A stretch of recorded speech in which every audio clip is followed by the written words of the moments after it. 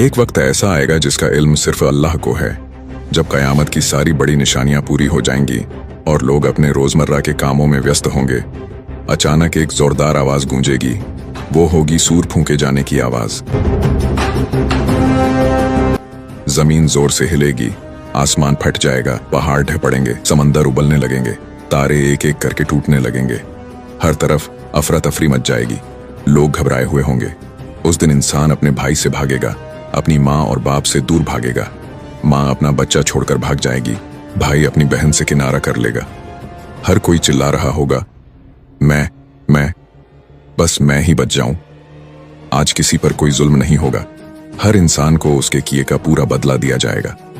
यही वो वादा किया हुआ दिन है, हक़ का दिन, कयामत का दिन। लेकिन उससे पहले अगर आप हजरत मोहम्मद सल्लल्लाहु अलैहि वसल्लम से मोहब्बत करते हैं तो वीडियो को लाइक करें, चैनल को सब्सक्राइब करें और कमेंट में अल्लाह की तारीफ जरूर लिखें।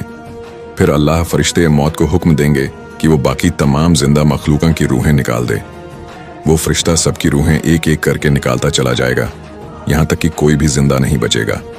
फिर वो खुद फरिश्तों की रूहें निकालना शुरू करेगा, छोटे फरिश्तों से लेकर बड़े फरिश्तों तक, जिब्रील, मिकाइल और आखिर में खुद इसराइल।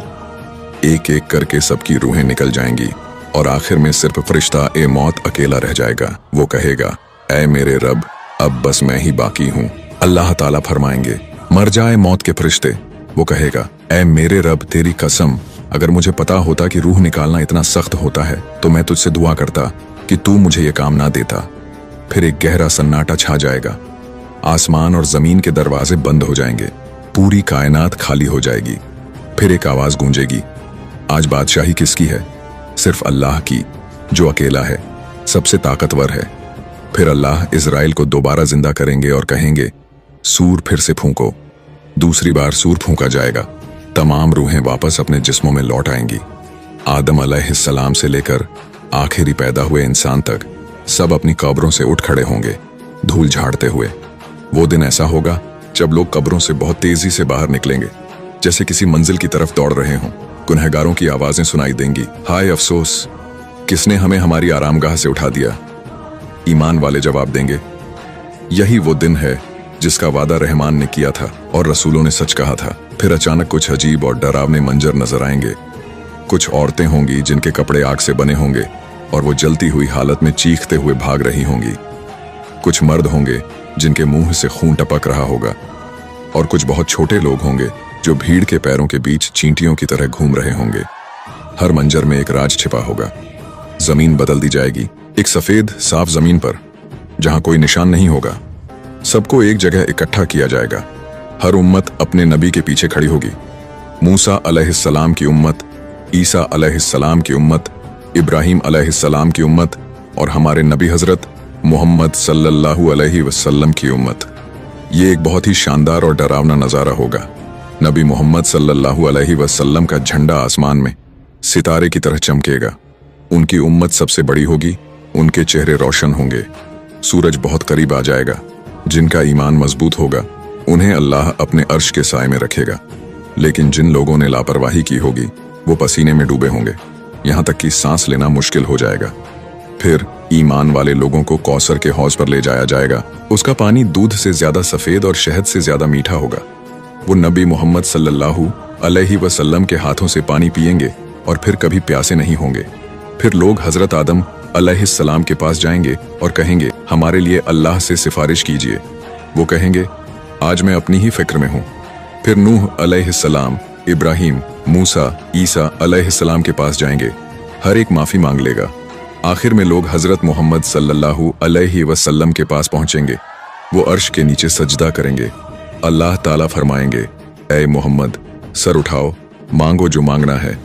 वो कहेंगे, मेरी उम्मत, मेरी उम्मत। फिर हिसाब का सिलसिला शुरू होगा। आमाल के नामे, कर्मों की किताबें उड़ते हुए हर इंसान के पास आएंगी। हर कोई अपनी किताब खुद पकड़ लेगा। जिसको किताब दाहिने हाथ में मिलेगी वो खुश होगा और कहेगा, आओ मेरा नाम पढ़ो। और जिसे बाएं हाथ में मिलेगी वो अफसोस करेगा, काश मुझे ये किताब ना मिलती। फिर कुछ राज सामने आने लगेंगे। वो औरतें जिनके कपड़े आग में जलते हुए थे वही थीं जो दुनिया में बेपर्दा होकर दूसरों को गुनाह में डालती थीं।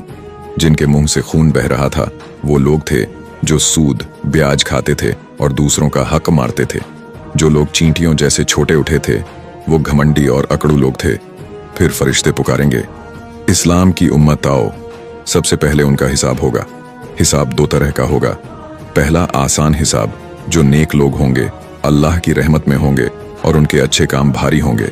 दूसरा सख्त हिसाब, जिन लोगों ने गुनाह किए होंगे उनसे हर बात का हिसाब लिया जाएगा और ऐसे लोग मुश्किल में होंगे। कयामत के दिन अरबों लोग होंगे। किसी के अच्छे काम ज्यादा होंगे, किसी के बुरे। कुछ लोगों को अल्लाह ढक लेगा, उनका पर्दा करेगा। कुछ को सबके सामने शर्मिंदा किया जाएगा। कुछ लोग ऐसे होंगे जिन्हें बिना हिसाब के ही जन्नत में भेज दिया जाएगा, जैसे सब्र करने वाले लोग। और कुछ ऐसे होंगे जिनसे अल्लाह बात भी नहीं करेगा, जैसे वो लोग जिन्होंने अल्लाह को नहीं माना। जब हिसाब किताब का सिलसिला खत्म होगा तो अगला मरहला होगा पुल सिरात को पार करने का। वो पुल जो जहन्नुम के ऊपर होगा। उसके बाद क्या होगा?